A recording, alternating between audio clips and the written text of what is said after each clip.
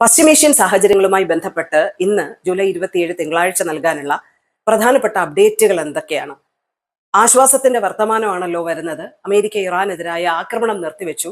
ഇത് ശാശ്വതമായ ഒരു സമാധാനത്തിലേക്ക് കാര്യങ്ങൾ എത്തിക്കുമോ എന്നതടക്കം നിരവധി ചോദ്യങ്ങൾ പല മേഖലകളിൽ നിന്നും ഉയരുന്നുണ്ട്. സത്യമാണ്, ഞായറാഴ്ച ഇറാനെതിരെ ആക്രമണമില്ലാത്ത ഒരു ദിനം കടന്നുപോയി എന്നുള്ള ഒരു വലിയ ആശ്വാസമാണ് നമുക്കിന്ന് പ്രധാനമായും പറയാനുള്ളത്. താൽക്കാലിക യുദ്ധവിരാമം വന്നതോടെ നയതന്ത്ര ചർച്ചകൾക്ക് കളമൊരുങ്ങിയിട്ടുണ്ടെന്നുള്ളതാണ് ആശ്വാസത്തിന്റെ വർത്തമാനം. ഇതിനിടെ ഈ ചില മാധ്യമങ്ങൾ നൽകുന്ന റിപ്പോർട്ടുകൾ, പ്രത്യേകിച്ച് വാൾസ്ട്രീറ്റ് ജേർണൽ കഴിഞ്ഞ ദിവസം നൽകിയ ഒരു റിപ്പോർട്ട് കുവൈറ്റിന്റെ ഭാഗത്ത് നിന്നുള്ള ശക്തമായ എതിർപ്പിനെ ക്ഷണിച്ചു വരുത്തിയിരിക്കുകയാണ്. ഇറാനെതിരെ കുവൈറ്റും ബഹ്റൈനും ചേർന്ന് ശക്തമായിട്ടുള്ള ഒരു ആക്രമണം നടത്തി എന്ന തരത്തിലാണ് വാൾസ്ട്രീറ്റ് ജേർണൽ 24-ാം തീയതി ഒരു വാർത്ത നൽകിയത്. ഇത് വസ്തുതാവിരുദ്ധമാണ്, ഉത്തരവാദിത്തമില്ലാത്ത മാധ്യമ പ്രവർത്തനമാണ് എന്ന് ചൂണ്ടിക്കാട്ടിക്കൊണ്ട് വാർത്ത തിരുത്തണം എന്ന ശക്തമായ ആവശ്യം ഉന്നയിച്ചുകൊണ്ട് വാൾസ്ട്രീറ്റ് ജേർണലിന്റെ എഡിറ്റോറിയൽ ബോർഡിന് അമേരിക്കയിലെ കുവൈറ്റിന്റെ അംബാസിഡർ കത്തയച്ചിരിക്കുന്നത് വളരെ പ്രധാനപ്പെട്ട ഒരു മേഖലാ വാർത്തയായി തന്നെ വന്നിട്ടുണ്ട്.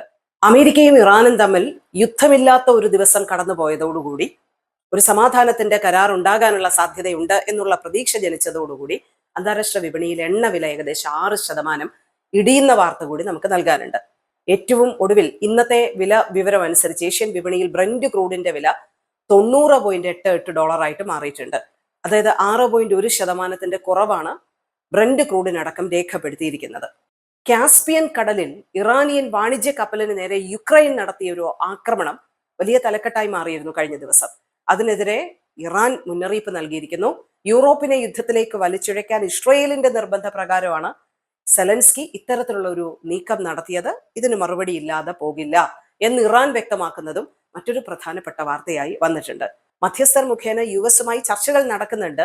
പ്രത്യേകിച്ച് പാകിസ്ഥാനും ഖത്തറും മുഖേനയൊക്കെ ഇത്തരം ചർച്ചകൾ നടക്കുന്നുണ്ട്. പക്ഷേ ചർച്ചകൾക്ക് പ്രധാനമായിട്ടുള്ള തുരങ്കം വെക്കുന്നതും അമേരിക്ക തന്നെയാണെന്ന് ഇറാൻ വ്യക്തമാക്കിയിരിക്കുന്നു. എന്തായാലും ശ്രമങ്ങൾ തുടരുകയാണ്. തങ്ങളുടെ പരമാധികാരത്തിനും തങ്ങളുടെ ജനങ്ങളുടെ സംരക്ഷണത്തിന് ഉതകുന്ന രീതിയിലുള്ള കരാറുകളാണ് തങ്ങൾ ഉറ്റുനോക്കുന്നതെന്ന് ഇറാൻ വ്യക്തമാക്കുകയും ചെയ്യുന്നു. എന്തായാലും തൽക്കാലം ആശ്വാസത്തിന്റെ ഒരു വെടിനിർത്തലാണ് വന്നിരിക്കുന്നതെങ്കിലും ഇത് ശാശ്വതമായ സമാധാനമായി മാറട്ടെ എന്നുള്ള പ്രാർത്ഥനയിലാണ് മേഖലാ രാജ്യങ്ങൾ. പശ്ചിമേഷ്യൻ സാഹചര്യങ്ങളുമായി ബന്ധപ്പെട്ട് ഇന്ന് ഈ ജൂലൈ 27-ാം തീയതി തിങ്കളാഴ്ച നമുക്ക് പങ്കുവയ്ക്കാനുള്ള പ്രധാനപ്പെട്ട അപ്ഡേറ്റുകൾ ഇവയൊക്കെയാണ്. ഇന്ന് ജൂലൈ 27 തിങ്കളാഴ്ച യുഎയിലെ കാലാവസ്ഥയുമായി ബന്ധപ്പെട്ട ചില കാര്യങ്ങൾ കൂടി തികച്ചും ലോക്കലിൽ പറയാനുണ്ട്. തിങ്കളാഴ്ച ഉച്ചയോടുകൂടി യുഎയിൽ മഴയ്ക്ക് സാധ്യതയുണ്ടെന്നാണ് NCM അറിയിക്കുന്നത്. രാജ്യത്തിന്റെ കിഴക്കൻ മേഖലകളിൽ മഴമേഘങ്ങൾ രൂപപ്പെടാനുള്ള സാധ്യതയുണ്ട്. രാത്രിയിലും ചൊവ്വാഴ്ച രാവിലെയും അന്തരീക്ഷത്തിൽ ഈർപ്പം കൂടും. രാജ്യത്തിന്റെ ചില തീരപ്രദേശങ്ങളിലും ഉൾനാടൻ പ്രദേശങ്ങളിലും മൂടൽമഞ്ഞോ നേർത്ത മഞ്ഞോ അനുഭവപ്പെടാൻ സാധ്യതയുണ്ട്. 29°C മുതൽ 39°C വരെ അബുദാബിയിൽ താപനില രേഖപ്പെടുത്താം. കാറ്റുണ്ടാകാനുള്ള സാധ്യതയുണ്ട്. മണിക്കൂറിൽ 40 km/h വേഗതയിൽ കാറ്റ് വീശിയേക്കാമെന്നും ഇതുമായി ബന്ധപ്പെട്ട കാലാവസ്ഥാ റിപ്പോർട്ടുകളിൽ പറയുന്നുണ്ട്. ദുബായ് എമിറേറ്റില് നമ്മുടെ യാത്രാ സമയം 4-1 കുറയ്ക്കുന്ന ഒരു റോഡ് വികസന പദ്ധതി കൂടി നമുക്കിന്ന് അപ്ഡേറ്റ് ചെയ്യാനുണ്ട്. ഊദുമേത്ത റോഡിൽ അൽ അസായൽ റോഡ് വികസന പദ്ധതിയുടെ ഭാഗമായി 3 വരി പാതയുള്ള ഒരു പാലം RTA തുറന്നു കൊടുത്തിരിക്കുന്നതാണ്.